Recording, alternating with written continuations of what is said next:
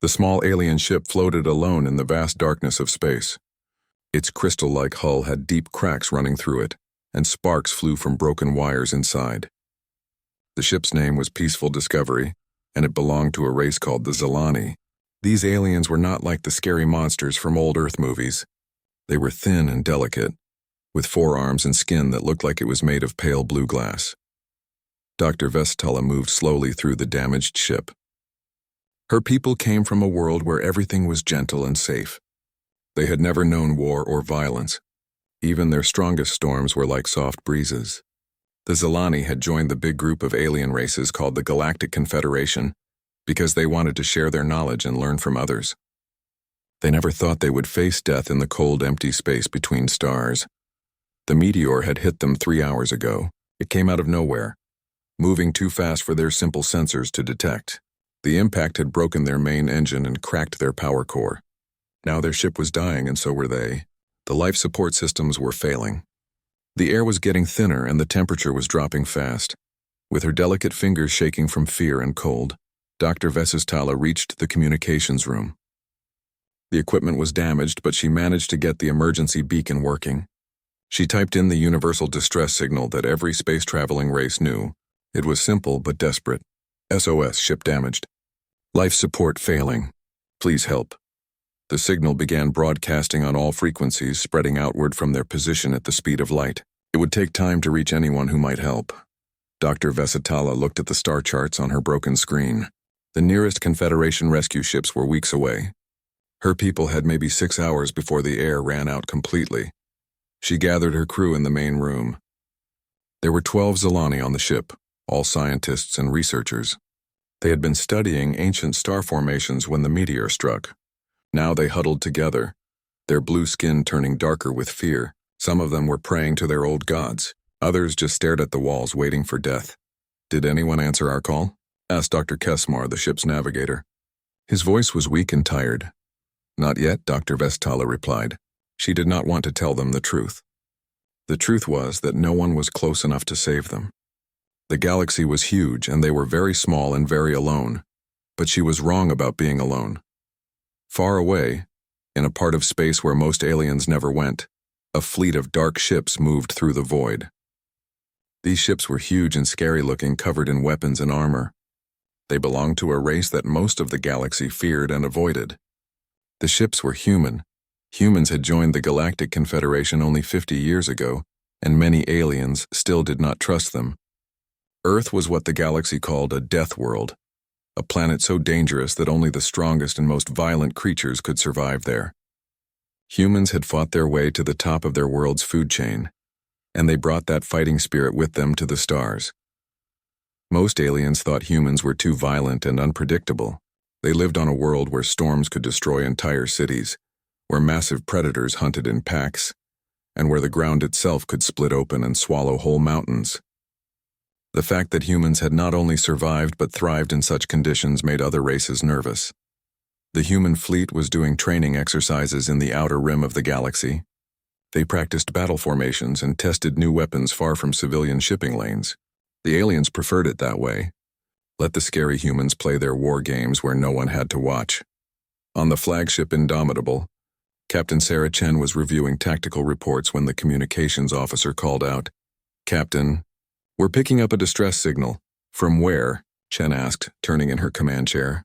"Unknown vessel bearing 27 Mark IV. They're broadcasting on all emergency frequencies. Signal is weak but clear." Chen stood up and walked to the communication station. She was tall for a human woman, with short black hair and sharp eyes that missed nothing. Her crew respected her because she was smart and fair, but also because they knew she would fight anyone or anything to protect her people. "What's the message?" she asked. The communications officer played the recording. The alien voice was high and musical, speaking in galactic standard with a heavy accent. "SOS, this is Zilani research vessel Peaceful Discovery. We have suffered catastrophic damage from meteor impact. Life support failing. Requesting immediate assistance. We have 12 souls aboard." Chen listened to the message twice. She knew about the Zilani from the military briefings. They were peaceful scientists who had never hurt anyone. They came from a world so safe and gentle that they had never developed weapons or armies. The idea of them dying alone in space made her angry. How far? She asked. About 4 hours at maximum speed, the navigation officer reported. Any Confederation ships closer? Negative, Captain. We're the only ones in range. Chen looked around the bridge at her crew. She saw the same expression on every face that she felt in her own heart. Humans had a rule that went back to their earliest days at sea. You always answered a distress call. It didn't matter who was calling or what they had done. If someone was in trouble, you helped them. Set course for the Zalani ship, she ordered. Maximum speed. And send a message to the fleet. We're going to need the whole squadron for this one. Yes, Captain, came the reply from multiple stations. The Indomitable and its escort ships turned as one and jumped to hyperspace. They were moving toward a ship full of aliens who probably thought humans were monsters, but that didn't matter. Someone had called for help and humans always answered. Dr. Vesitala was checking the life support readings when her communications equipment suddenly came alive. A new voice filled the room, speaking in careful but clear galactic standard. Zalani vessel Peaceful Discovery, this is human ship Indomitable. We have received your distress call and are responding. Estimated arrival in 4 hours, hold on. Help is coming. The Zalani scientists stared at the radio in shock. Humans. The Deathworlders had heard their call. Stories about humans filled the galaxy.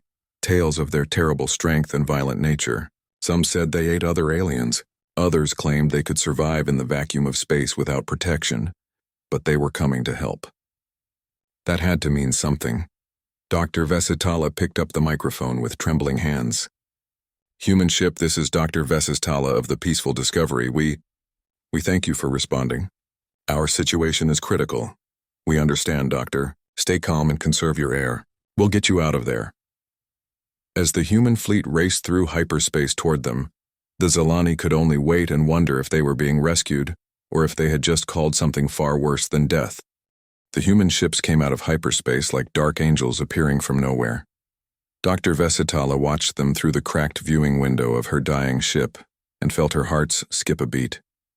There were 6 vessels in total. 1 massive ship that had to be their flagship, 4 smaller warships, and what looked like a support vessel. All of them were painted in dark colors that seemed to swallow light. The ships were nothing like the bright, peaceful vessels of the Confederation. These human ships looked like they were built for war.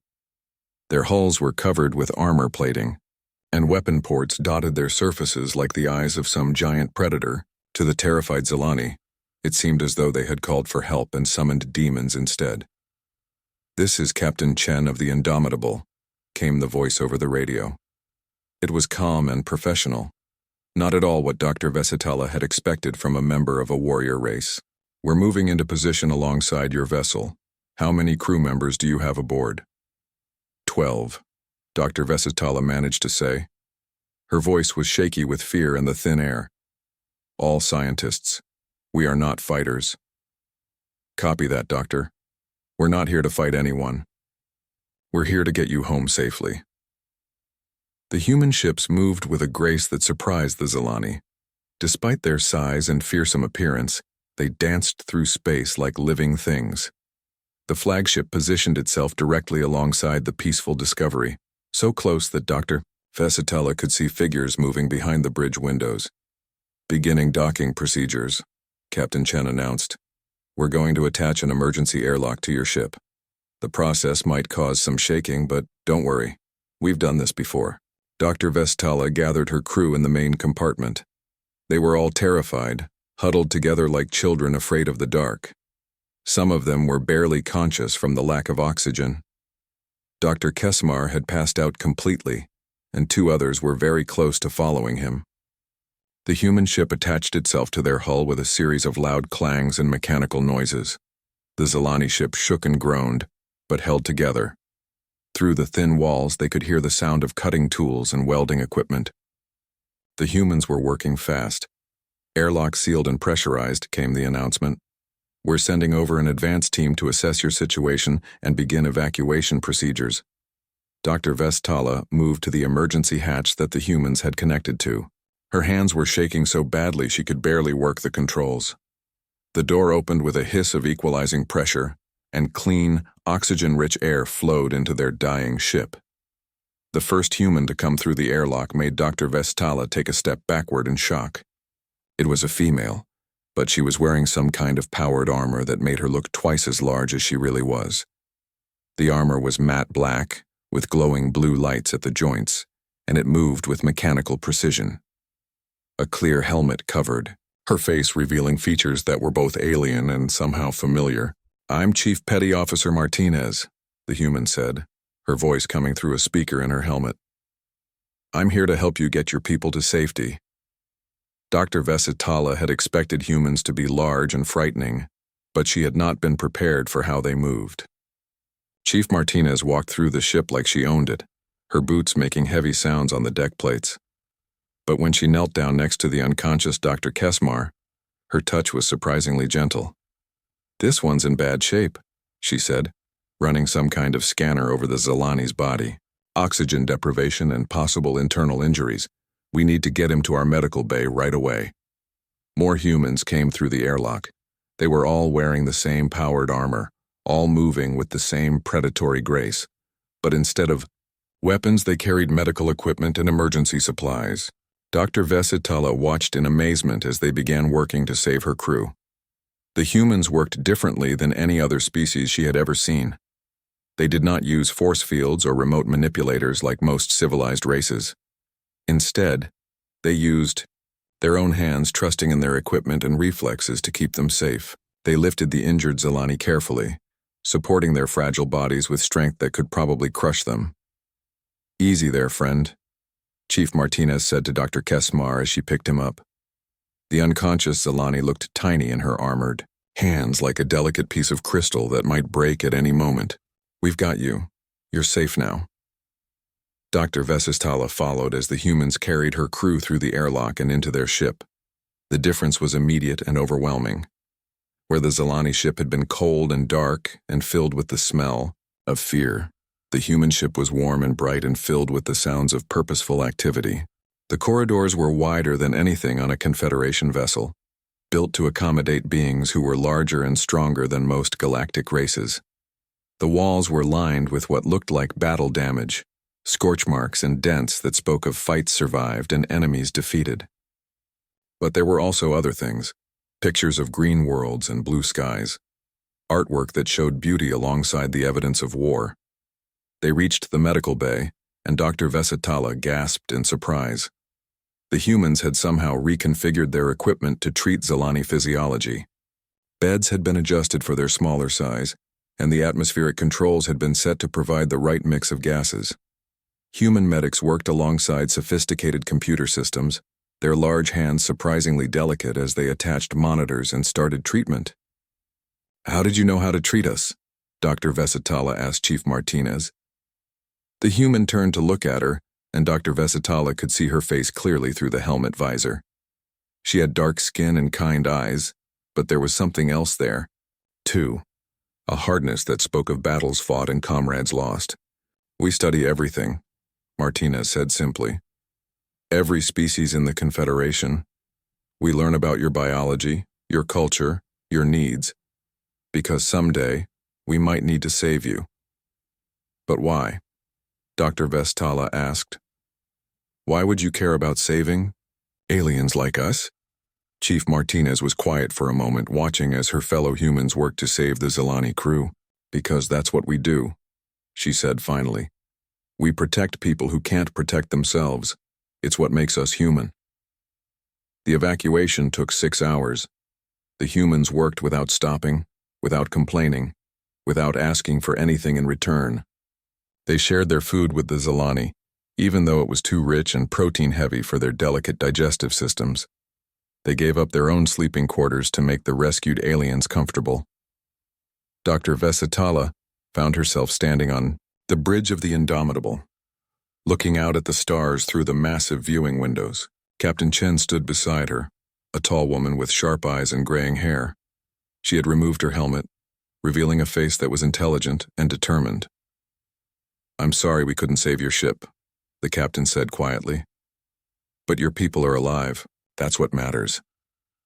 Dr. Vesitala looked back at the remains of the peaceful Discovery. The human engineers had stripped everything useful from it before letting it drift away into the void. Soon, it would be nothing but space debris, another casualty of the dangerous galaxy they all lived in. "You saved us," she said to Captain Chen. "You didn't know us. You had no reason to help us, but you came anyway."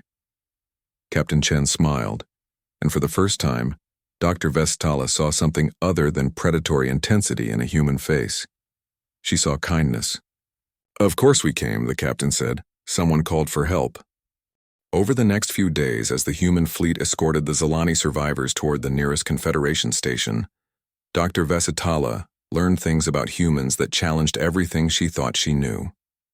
The stories told throughout the galaxy painted them as savage warriors who solved every problem with violence, but the reality was far more complex. She spent most of her time in the ship's medical bay, watching as human doctors worked to treat her injured crew members. Dr. Kesmar had suffered internal bleeding from the meteor impact, and the humans had performed surgery to save his life.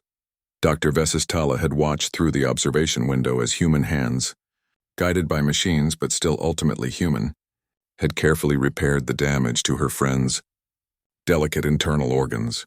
"Your doctors are very skilled," she said to Captain Chen during one of their daily meetings. "They have to be," the captain replied. "We come from a world where everything is trying to kill us. You learn to fix things fast or people die." Dr. Vesitala had heard about Earth from the official reports. It was classified as a Class 18 death world, a planet so hostile that most galactic biologists could not understand how intelligent life had evolved there. The gravity was 3 times what the Zalani were used to. The atmosphere contained poison gases that would kill most aliens in minutes. The weather patterns were violent and unpredictable. "Tell me about your world," she asked Captain Chen. They were sitting in the captain's quarters, sharing what the humans called coffee, a bitter drink that somehow helped them stay alert. Captain Chen leaned back in her chair and looked out the window at the stars. "Earth is beautiful," she said quietly, "but it's also deadly. We have storms that can level entire cities, earthquakes that can split continents in half, animals that can kill you with a single bite or claw. How did you survive?" Dr. Vestala asked. "We learned to work together," Captain Chen said. "On Earth, a lone human doesn't last long, but a group of humans, a tribe or clan or family, can survive almost anything. We developed what we call the pack mentality." Dr. Vesitala did not understand the term, so Captain Chen explained. Humans had evolved from social hunters who worked together to bring down prey much larger and stronger than themselves. They had learned that the group was more important than the individual, and that the strong had a duty to protect the weak. "We have a saying," Captain Chen continued, "leave no one behind. It means that we never abandon our people no matter how dangerous it is to save them." This confused Dr. Vesitala. "But we are not your people. We are aliens. Why would you risk your lives for us?" Captain Chen smiled that strange human smile that showed her teeth. "Because you called for help. That makes you our responsibility." Dr. Vestala spent time with other members of the crew as well. Chief Martinez took her on tours of the ship, showing her how humans lived and worked in space. The ship was designed for war, but it was also designed for people. There were recreation areas where the crew could relax and exercise. There were kitchens where they prepared food together. There were quarters where families lived because humans often brought their mates and children with them to the stars. "You have families on your warships?" Dr. Vesitala asked in surprise. "Of course," Chief Martinez replied. "This isn't just a ship. It's our home. Our children grow up here, learn here, become part of the crew when they're old enough." Dr. Vesitala met some of these children. They were small humans, not yet grown to their full size and strength. But even as younglings, they moved with the same confident grace as their parents. One little girl, maybe 8 years old in human terms, helped Dr. Vestala understand the ship's computer systems. "Are you really an alien?" the child asked with innocent curiosity. "Yes," Dr. Vesitala replied. "Are you afraid of me?" The little girl laughed, a sound like crystal bells. "Why would I be afraid? You're nice. And Mama says we always help nice people." Dr. Vesitala learned about human history from the ship's database. Earth had been a world of constant warfare for thousands of years. Humans had fought each other over territory, resources, and ideas. They had developed weapons that could destroy their entire planet. But they had also developed concepts like mercy, honor, and sacrifice. "We almost destroyed ourselves," Captain Chen admitted when Dr. Vestala asked about the wars. "We came very close to making our world uninhabitable. But we learned from our mistakes." The turning point had come when humans finally reached their moon and looked back at their world from space. Seeing Earth as a tiny blue dot in the vast darkness had changed their perspective. They realized that all humans, regardless of their differences, were part of the same family, the same pack. When we joined the galactic community, Captain Chen explained, we brought that same protection instinct with us. Every sentient species became part of our extended pack. Dr. Vestala found this concept both beautiful and terrifying. Humans were apex predators who had learned to channel their violent nature into protection rather than conquest. They were warriors who fought not for territory or resources, but for the right of others to exist in peace. She saw this philosophy in action every day aboard the Indomitable. The human crew worked with mechanical precision, but they also took care of each other. When someone was injured during a training exercise, the entire crew responded. When someone was sad or upset, others gathered around to offer comfort. When someone succeeded, everyone celebrated, but she also saw the darker side of human nature. During a routine weapons test, she watched from the observation deck as the ship's main guns fired at distant asteroids. The beams of energy were powerful enough to crack moons, and the humans operated them with casual efficiency. These were beings who could destroy entire worlds if they chose to. Does it frighten you? Chief Martinez asked, joining her at the observation window. Seeing what we're capable of? Dr. Vesitala considered the question carefully. Yes, she said honestly, but it also makes me feel safe. You could destroy us all without effort, but instead you choose to protect us. That takes great strength of character. Chief Martinez nodded slowly. My grandfather used to say that anyone can break things. It takes real strength to build them, and real courage to protect them. The human ship reached the edge of Confederation space after a week of travel. Dr. Vesitala could see the familiar shapes of Confederation vessels on the sensors. Sleek, peaceful ships designed for exploration and trade rather than war. After spending time with the humans, these ships looked fragile and vulnerable. Will you be all right out here? She asked Captain Chen as they prepared to transfer to a Confederation rescue vessel. We always are, the captain replied. This is what we do. We patrol the dark spaces between civilized worlds, looking for people who need help. Dr. Vesitala realized that the humans had chosen to be guardians of the galaxy. While other species built beautiful cities and created works of art, humans stood watch against the dangers that lurked in the void. They asked for nothing in return except the knowledge that peaceful beings like the Zelani could pursue their dreams without fear. As she prepared to leave the Indomitable, Dr. Vestala felt a strange emotion. For the first time in her life, she felt truly safe.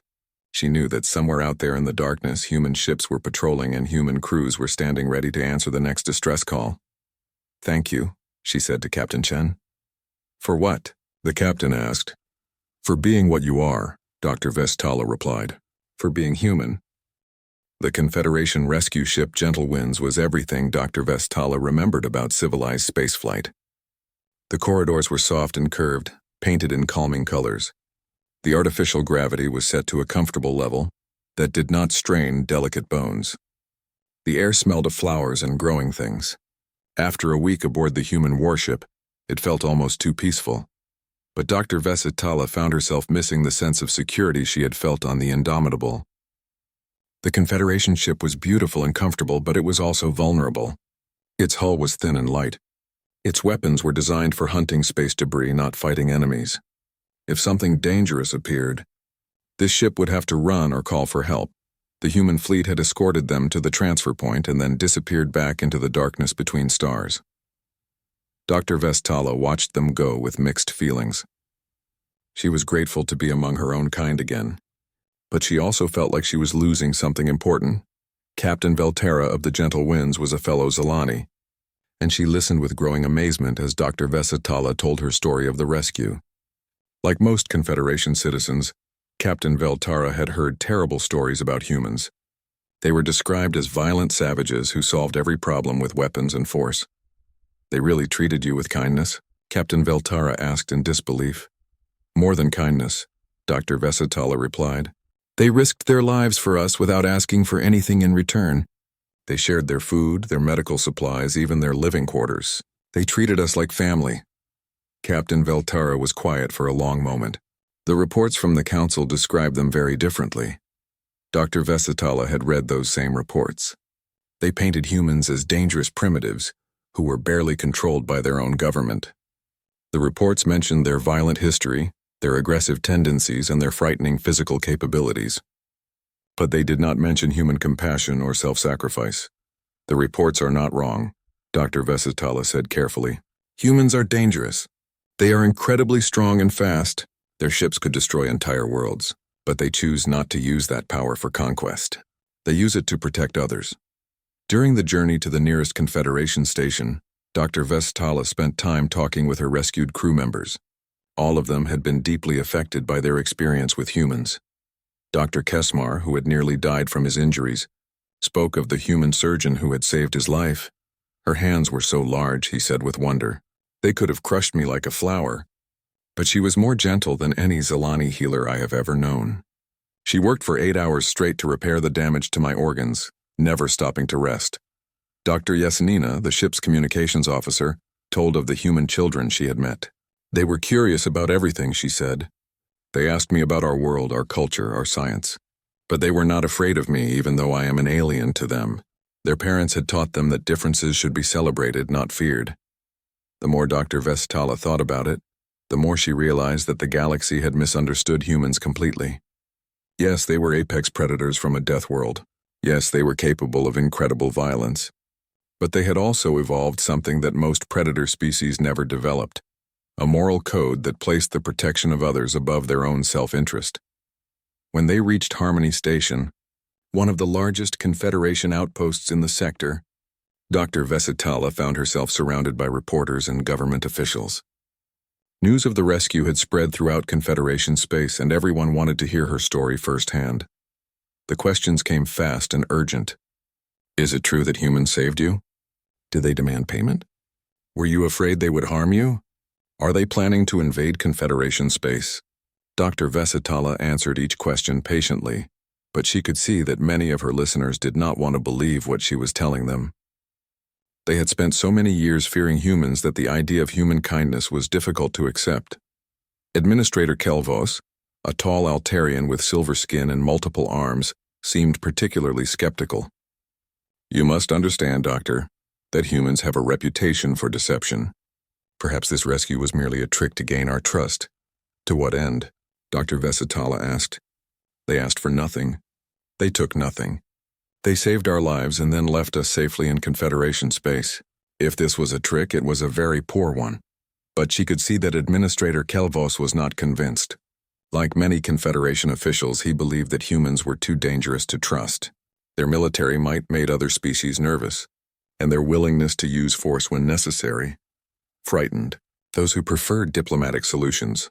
Dr. Vesitala requested access to the station's database and spent days researching everything she could find about human activities since they had joined the Confederation. What she discovered surprised her. In 50 years of membership, humans had never started a war. They had never conquered territory. They had never used their military might to force other species to accept unfavorable trade agreements. Instead, the records showed a pattern of human intervention in crises throughout the galaxy. When the Corvani homeworld was threatened by asteroid impacts, human ships had diverted the rocks. When the Thessian colony was attacked by space pirates, human fleets had driven off the raiders. When the Keltorian trade routes were threatened by gravitational anomalies, human engineers had built stabilizer stations. In every case, humans had asked for nothing in return except the right to continue their patrols in the dark spaces between worlds. They seemed to view themselves as guardians of galactic civilization, standing watch against threats that peaceful species could not handle alone. Dr. Vesitala shared this information with Administrator Kelvos, but he remained suspicious. Perhaps they are simply playing a long game, he suggested, building trust before they reveal their true intentions. For 50 years, Dr. Vesitala asked. That would require patience beyond anything any species has ever shown. She began to understand why humans remained isolated from the rest of galactic society. Their very nature made other species uncomfortable. They were too strong, too fast, too willing to fight when necessary. Most Confederation citizens preferred to pretend that humans did not exist, rather than confront the reality that their peaceful civilization was protected by beings they feared. But Dr. Vestala had seen the truth. She had watched human parents raise their children with love and care. She had seen human doctors work tirelessly to save alien lives. She had witnessed human warriors risk everything to protect strangers. The galaxy's fear of humanity was based on misunderstanding and prejudice. During her final interview with the Confederation News Network, Dr. Vesitala spoke directly to the camera. "I have seen humans at their most natural," she said, "not in formal diplomatic meetings or carefully staged encounters, but in a crisis when their true nature was revealed. They are indeed apex predators from a death world. They are indeed capable of terrible violence, but they are also capable of incredible compassion and self-sacrifice." The interviewer, a nervous Pakled with large eyes and trembling antennae, asked the obvious question. Should the Confederation be afraid of humans? Dr. Vesitala considered the question carefully. "We should be afraid of what would happen if humans were not there to protect us," she said finally. "The galaxy is not as safe as we pretend it is. There are threats in the darkness that our peaceful ships and diplomatic words cannot handle. We need guardians who are strong enough and brave enough to face those threats. We need humans."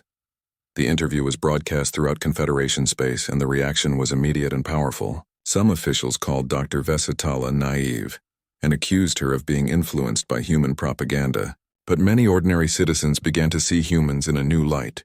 They remembered stories of human rescues and human aid that they had dismissed as propaganda. They began to wonder if their fear had blinded them to the truth.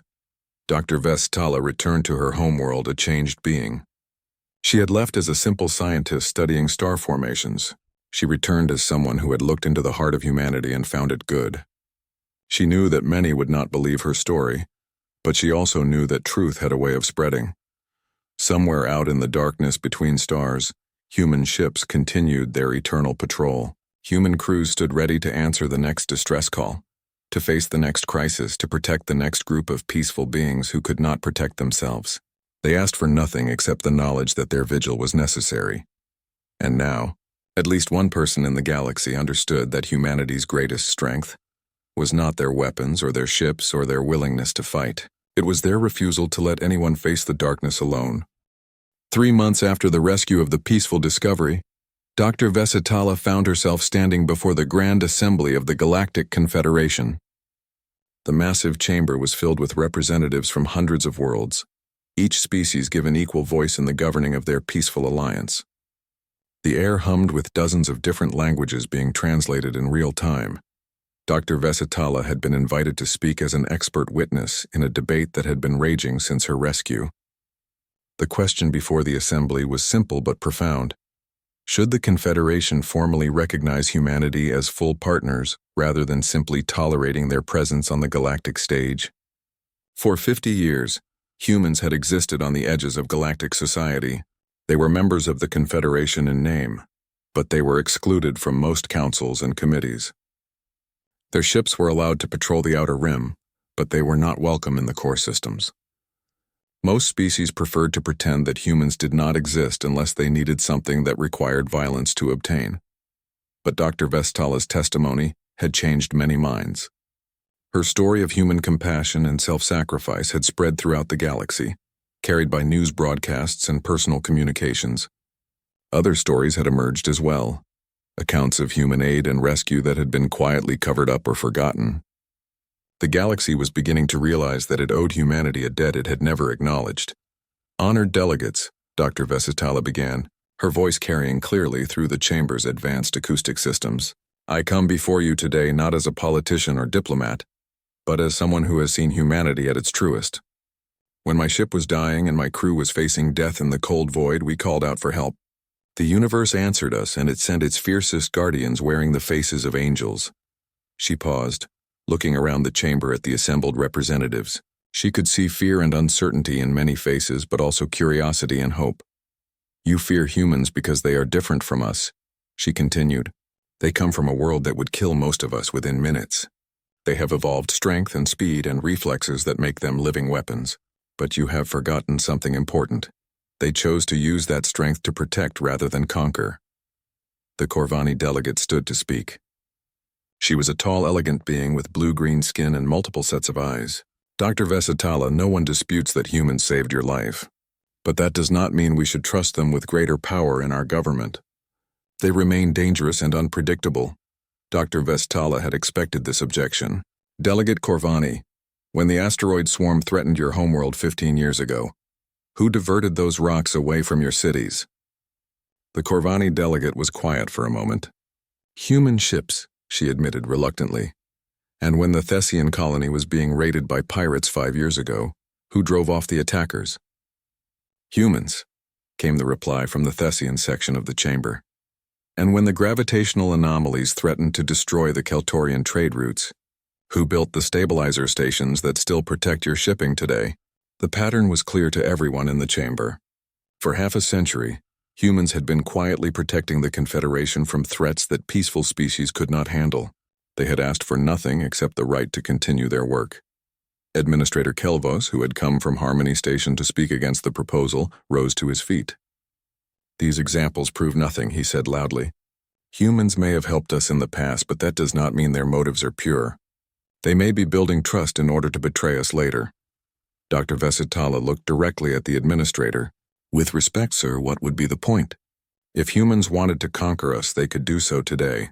Their fleets are larger and more powerful than anything we could field against them. Their technology is centuries ahead of ours in military applications. If conquest was their goal, why would they wait? The question hung in the air like a challenge. Everyone in the chamber knew that Dr. Vesitala was right. The human military was the most powerful force in the galaxy. If they wanted to take over, nothing could stop them. The debate continued for hours. Species after species rose to speak, some in favor of closer cooperation with humanity and others arguing for continued caution. But slowly the tide began to turn. Too many delegates had personal experience with human aid. Too many worlds had been saved by human intervention. Finally, Ambassador Zethkalar of the Altarian Federation stood to speak. He was one of the most respected voices in the assembly, and when he spoke, others listened. I have served in this body for 30 years, he said in his deep, resonant voice. I have seen many debates about security and defense, but I have never seen a species that fights not for territory or resources, but for principles. Humans do not seek to rule us. They seek to protect us. The question is not whether we can trust them. The question is whether we can afford not to. The vote was closer than Dr. Vesistala had hoped, but it was decisive. By a margin of nearly 2-1, the Confederation Assembly voted to offer humanity full partnership in galactic governance. Human representatives would be given seats on the Security Council. Human ships would be granted access to all Confederation systems. Most importantly, the galaxy would formally acknowledge its debt to the species that had been protecting it in secret. The news spread quickly throughout human space. On Earth and the colonies, people celebrated not because they had gained political power, but because they had finally been accepted by the family they had been protecting. Captain Chen received the news aboard the Indomitable as her fleet continued its patrol of the Outer Rim. Congratulations, Captain, her communications officer said with a smile. We're officially part of the galactic community now. Captain Chen looked out at the stars through the bridge viewport. We always were, she said quietly. It just took them a while to realize it. The political ramifications of the vote were immediate and far-reaching. Species that had avoided human contact for decades began reaching out to establish diplomatic relations. Trade agreements were signed. Cultural exchange programs were established. The human embassy on Harmony Station, which had been nearly empty for 50 years, suddenly found itself overwhelmed with visitors. Dr. Vestala was offered a position as special advisor on human affairs, and she accepted gladly. She found herself traveling throughout the galaxy, speaking at universities and research institutes about her experiences with humanity. She helped draft new protocols for joint operations between human and Confederation forces. But perhaps the most important change was in how ordinary citizens of the galaxy viewed humans. Children who had been taught to fear the mysterious Deathworlders now learned about human heroes who saved alien lives. Stories of human compassion became as common as the old tales of human violence. 6 months after the vote, Dr. Vesitala found herself aboard a Confederation research vessel in the Outer Rim. They were conducting a survey of a distant nebula when their sensors detected something troubling. A massive fleet of unknown ships moving toward Confederation space. The ships were clearly military vessels, larger and more heavily armed than anything in the Confederation Navy. Their design was unlike anything in the database. They were not responding to hails, and their course would take them directly through several populated systems. "Send a message to the nearest human patrol," the ship's captain ordered. "Priority 1 emergency. Within hours." The human response fleet arrived. Dr. Vestala watched from the research ship's bridge as sleek human warships took up defensive positions between the unknown fleet and Confederation space. The humans did not wait for orders or permission. They simply moved to protect civilians who could not protect themselves. The confrontation was brief but decisive. When the unknown fleet realized they were facing human military forces, they changed course and disappeared back into deep space. No shots were fired. No lives were lost. The threat simply melted away when faced with human resolve. "Who do you think they were?" Dr. Vestala asked the research ship's captain. "Does it matter?" The captain replied. "What matters is that humans were there to stop them." Dr. Vestala nodded, understanding at last the true nature of the relationship between humanity and the rest of the galaxy. The Confederation provided knowledge, culture, and wisdom. Humans provided strength, courage, and protection. Together, they were stronger than either could be alone. As the human fleet resumed its patrol and the research vessel continued its mission, Dr. Vestala thought about the message she would send to the Galactic Assembly. The vote to accept humanity as full partners had been the right decision. But it had also been inevitable. The galaxy was a dangerous place, full of threats that peaceful species could not handle alone. Someone had to stand watch in the darkness between stars. Someone had to be ready to answer the next distress call. Someone had to be willing to fight for those who could not fight for themselves. The universe had chosen humanity for that role millions of years ago, when it forged them in the fires of a death world and taught them that the strong must protect the weak. Now the rest of the galaxy was finally ready to accept that choice.